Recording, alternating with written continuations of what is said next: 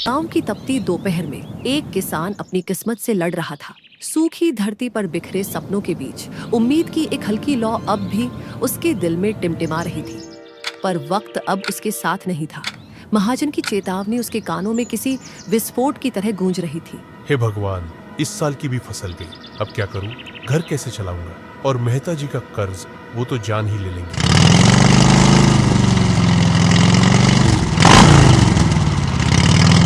सोनू, मैंने तुम्हें चेतावनी दी थी ना।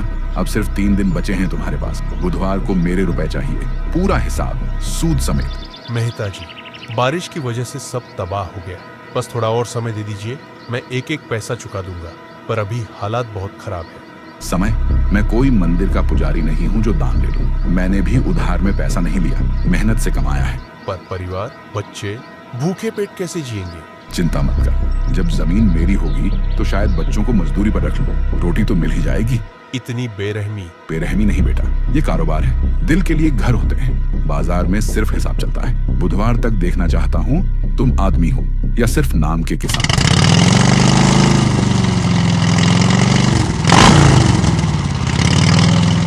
उस खेत की मिट्टी जैसे अब उसकी आंखों में भर आई थी। बुधवार सिर्फ 3 दिन दूर था और उसकी झोली खाली।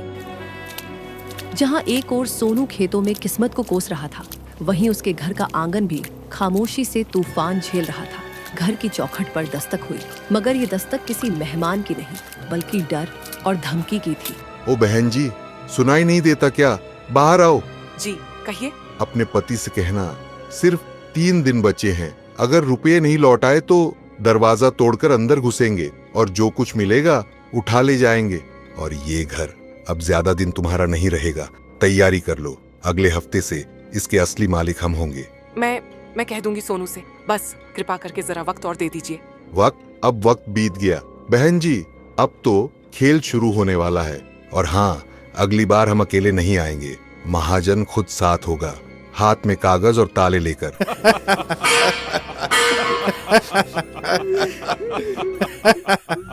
बर्तन की आवाज सिर्फ मिट्टी पर गिरने की नहीं थी, वो आवाज थी एक औरत की टूटी उम्मीद की, जिसका घर अब घर नहीं, सिर्फ दीवारों की एक डरी हुई सीमा बन गया था। हे ईश्वर, अब तू ही कुछ कर। एक और दुख झेलने की ताकत नहीं बची मुझ में। सोनू दुखी होकर घर लौट आता है। रेखा, मुझे माफ करना। मैं तुम्हें इस हालत में डाला। मैं एक अच्छा पति नहीं बन पाया। नहीं सोनू जी, मुझे आपसे अच्छा पति नहीं मिलता। फसल बर्बाद हो चुकी है और ना मेरे पास पैसे हैं। कोई रास्ता नहीं बचा। सोनू जी, आप आपके दोस्त राजू से मदद क्यों नहीं मांगते? अरे हाँ। कुछ दिनों पहले की बात।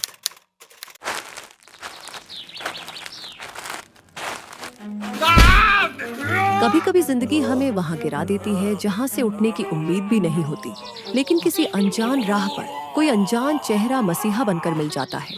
यही हुआ था उस दिन सोनू के साथ। अरे भाई, क्या हाल बना रखा है। ओह, शायद बुखार में तप रहा है। ऐसे तो मर जाएगा ये तो। चलो उठो, मेरे साथ चलो। ले भाई, थोड़ा पानी पी ले। तू तो एकदम तप रहा है। तूने कब से कुछ खाया नहीं क्या? शायद 2 दिन, भूख भी नहीं लग रही थी। अब तुझे भूख लगवाना मेरा काम है। रुक, मैं खिचड़ी बनाता हूँ। बुखार में वही सही रहेगी। भाई, नाम क्या है तुम्हारा? सोनू। मैं पास के ही गांव से हूँ। खेत में गिर पड़ा था। मैं राजू हूँ, पास वाले गांव से ही। तू इंसान है, जरूरत में था। बस इतना काफी है तेरी मदद के लिए।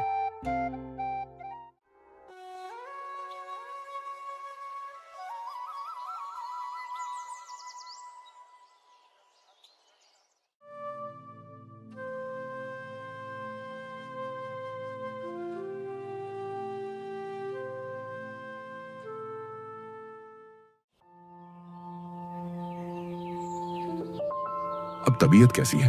बहुत बेहतर हूँ राजू भाई। आपका ये एहसान मैं जिंदगी भर नहीं भूलूंगा।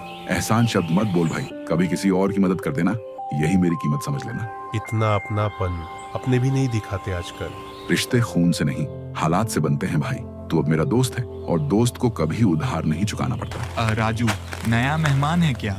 हाँ, जरूरतमंद है, पर अब हमारे घर का हिस्सा है जब तक ठीक ना हो जाए। तू तो दिलवाला है राजू। तेरे जैसा कौन करता है इतना किसी अनजान के लिए? जिस दिन हम इंसान होकर इंसान के काम आना छोड़ देंगे, उस दिन से हम इंसान कहलाने लायक भी नहीं रहेंगे। राजू भाई, अगर कभी मेरी जिंदगी में कुछ अच्छा हुआ तो आपकी वजह से होगा। आपने मुझे सिर्फ छत नहीं दी, जिंदगी में भरोसा भी लौटाया।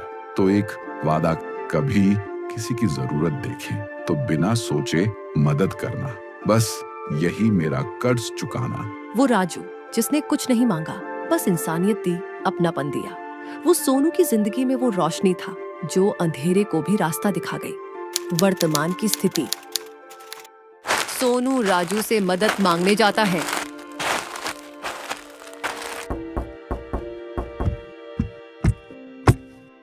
कौन हो तुम? यहाँ घुसपैठ करने आया है क्या? बहन जी, मैं सोनू हूँ। 1 साल पहले मैं यहाँ रहा करता था। राजू भाई ने मेरी जान बचाई थी, उनसे मिलना चाहता हूँ। राजू भाई, 10 साल से ये घर हमारा है। यहाँ कोई राजू था ही नहीं। तुम्हें लग रहा है कि तुम किसी पुरानी याद में फंसे हो? नहीं बहन जी, ये वही जगह है।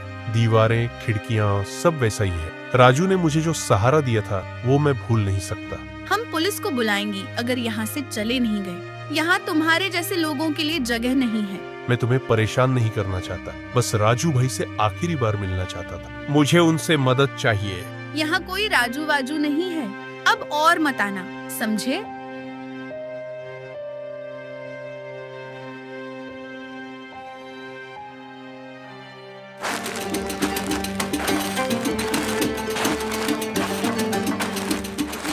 सोनू गांव में पूछताछ करता है, लेकिन कोई उसका जवाब नहीं देता। सोनू बेचैन हो जाता है। तभी सुरेश फलवाला सोनू से बात करता है। भाई साहब, राजू को कहीं देखा है? राजू? हाँ, उसका नाम सुना तो है, पर वो 3 साल पहले अचानक गायब हो गया। किसी ने उसे जाते नहीं देखा, जैसे हवा में उड़ गया हो।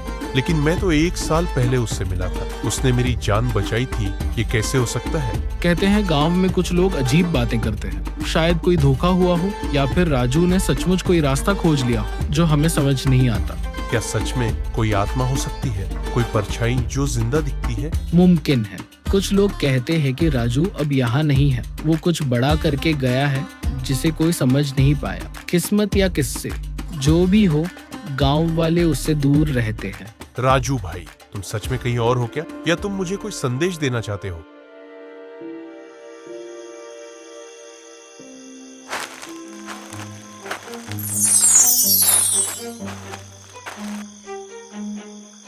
सुन, मेरी बात सुनो, मैं यहाँ हूँ।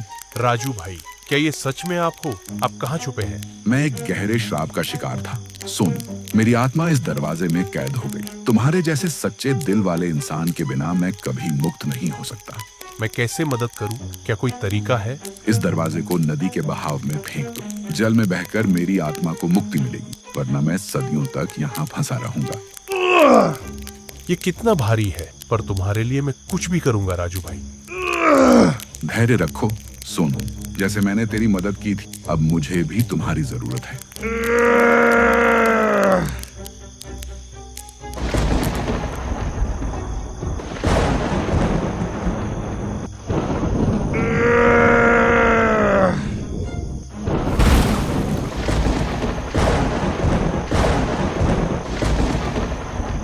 राजू भाई, अब आप मुक्त हो।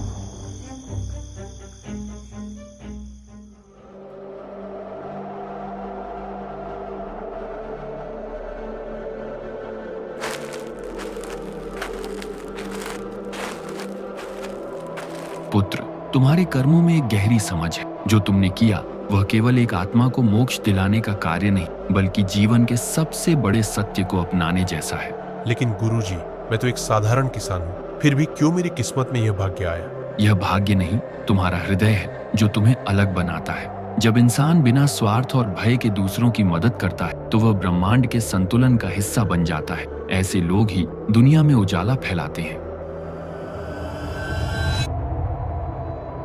सोनू, तुम्हारी वजह से मुझे शांति मिली। तुम्हारा दिल साफ है और तुम्हारी आत्मा महान है। इस दुनिया में ऐसे लोग बहुत कम होते हैं। धन्यवाद। राजू भाई, तुम्हारी आत्मा को शांति मिले, यही मेरी सबसे बड़ी खुशी है। अब तुम्हें अपने जीवन में आगे बढ़ना है और अपनी जमीन को फिर से हरियाली से भरना है। तुम्हारे संघर्षों से कई लोग प्रेरणा लेंगे। हाँ गुरुजी, अब मैं हार नहीं मानूंगा। मेरे लिए नहीं, अपने परिवार और गांव के लिए लड़ना होगा। यही सही विचार है। याद रखो, हर कठिनाई के बाद उजाला आता है और हर अंधेरा सूरज की पहली किरण से हर जाता है।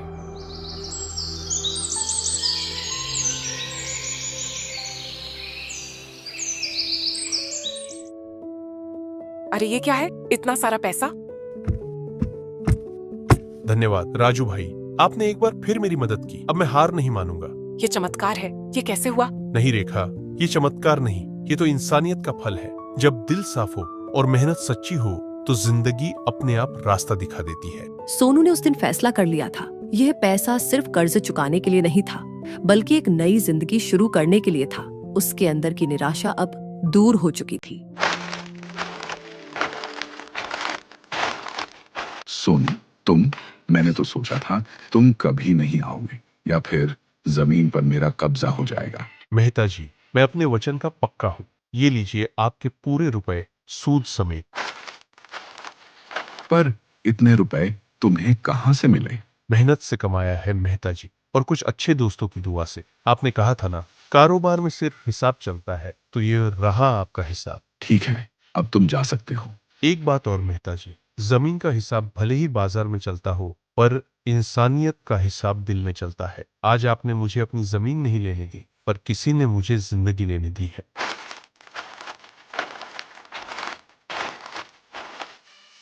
सोनू की कहानी पूरे गांव में फैल गई। लोगों को राजू के रहस्य से ज्यादा सोनू के अदम्य साहस और दृढ़ संकल्प ने प्रभावित किया। उसने नई तकनीकों का इस्तेमाल किया, पानी बचाने के लिए नए तरीके सीखे और गांव के अन्य किसानों की मदद के लिए हाथ बढ़ाया। देखो भाइयों, बारिश का भरोसा नहीं कर सकते। हमें ऐसे बीज लगाने होंगे जो कम पानी में भी अच्छे हो, और पानी को बचाना सबसे जरूरी है। सोनू, तुम सही कहते हो। हमने तो हार मान ली, तुम्हारी हिम्मत देखकर हमें भी प्रेरणा मिली है। सोनू भैया, मुझे भी अपनी जमीन पर कुछ नया करना है। क्या आप मेरी मदद करेंगे? मैं भी आपके जैसा बनना चाहता हूँ। जरूर मेरे भाई, हम सब एक साथ हैं। अगर हम मिलकर काम करेंगे तो कोई भी मुश्किल बड़ी नहीं होगी। याद रखना, इंसानियत और मेहनत से बड़ा कोई धन नहीं। राजू की आत्मा ने सोनू को मुक्ति दिलाई थी, और सोनू ने उस मुक्ति का इस्तेमाल करके दूसरों की जिंदगी में रोशनी भर दी। उस गांव में अब मेहता जी का डर नहीं, बल्कि सोनू की इंसानियत की विरासत फैल चुकी थी। और हर बार जब कोई जरूरतमंद की मदद करता तो लगता राजू की आत्मा मुस्कुरा रही हो।